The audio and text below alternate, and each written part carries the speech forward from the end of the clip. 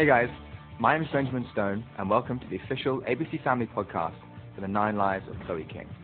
On this podcast, we'll take a look at the significant others in Chloe's life, from her best friends to a pair of unique parents.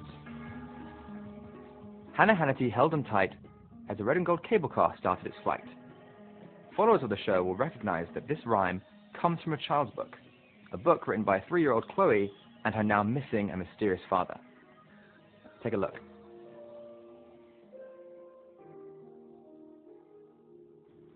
What is it? Well, it's from those stories you and your dad made up together. Hannah Hannity and her magic cable car. Dad made it up?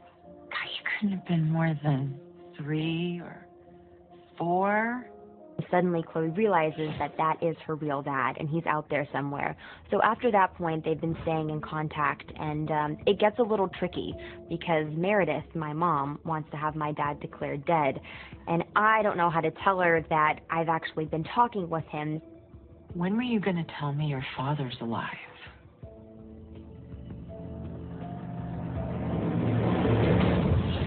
But the email writing and faceless Mr. King isn't the only dad whose intentions are questionable. Check out the father of Brian, who never seems to give his son a fighting chance. There you go. Got it. Come on. 1, 2. You got it. Here we go. 1, 2. Come on. Got it. Got it. Got it. Got it. Oh, watch out. The body's in. Hey, come on. You listen to me. If you want my respect, you're going to have to earn it. There's always some tension. Even when they're like trying to have a real father-son moment, there's still like this undertone of serious tension and anger and frustration. I found the girl. Kill her as many times as you have to. Goodbye, Chloe.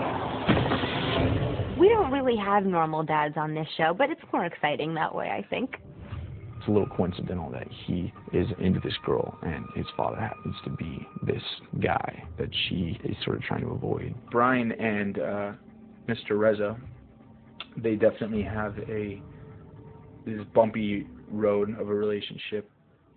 The girl will be dead at the first opportunity, even if I have to do it myself. I think if Chloe knew that Brian's dad was trying to kill her, I think that would pretty much put an end to the relationship. Is it horrible if the only thing I can think of to say is that I like the colors? Hi, There are also the mothers who play a significant role in Chloe's life. Her loyal and loving mum, Meredith, and her crush's mum, who was murdered.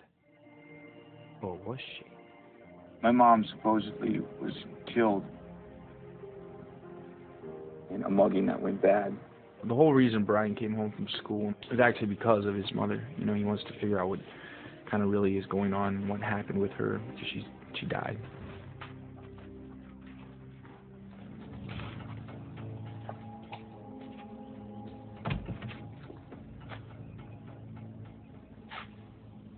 What the hell do you think you're doing? Nothing. Just hanging out. Hoping to catch a glimpse of the old man. I noticed you don't have pictures of Mom anymore. Sometimes it's best not to live in the past. He loves his son. It's not that he, dislikes his son, but Brian reminds Whitley of his dead wife.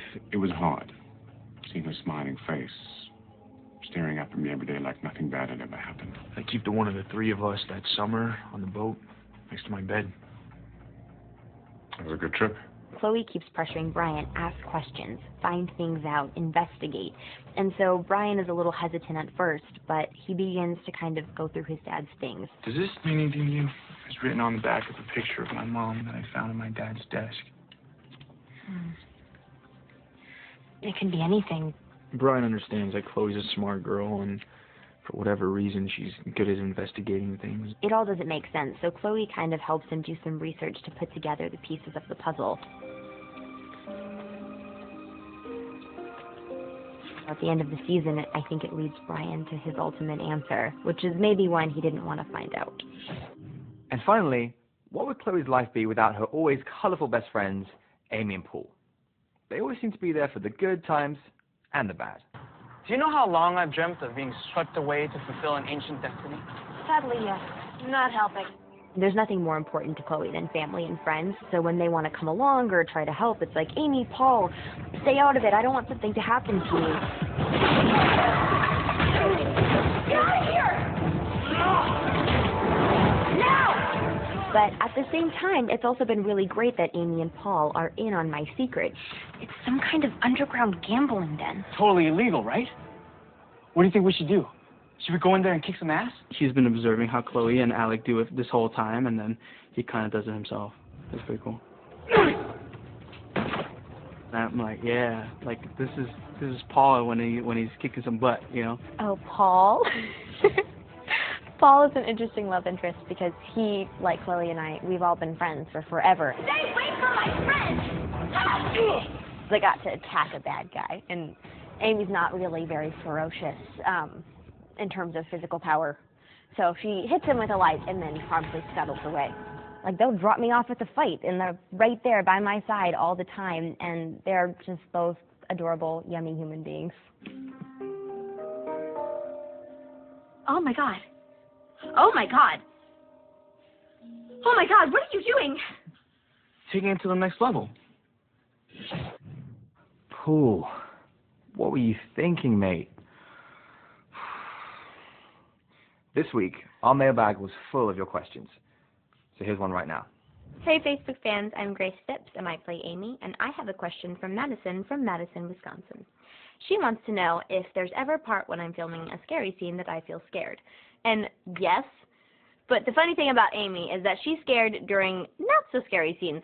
So there's often times during non-scary scenes when I feel afraid also. Usually it's Alec's fault. Thanks for your question. Now it's your turn. So please send your questions to Twitter at ABCF9Lives or Facebook.com/The9Lives of Chloe King. And be sure to check out our new podcast every week at abcfamily.com. Or subscribe to this series at iTunes, keywords, official Chloe King podcast. Thanks so much for joining us today, and keep watching this official podcast all season long for exclusive behind-the-scenes footage and interviews that you won't see anywhere else. I'm Benjamin Stone, and I'll see you next time.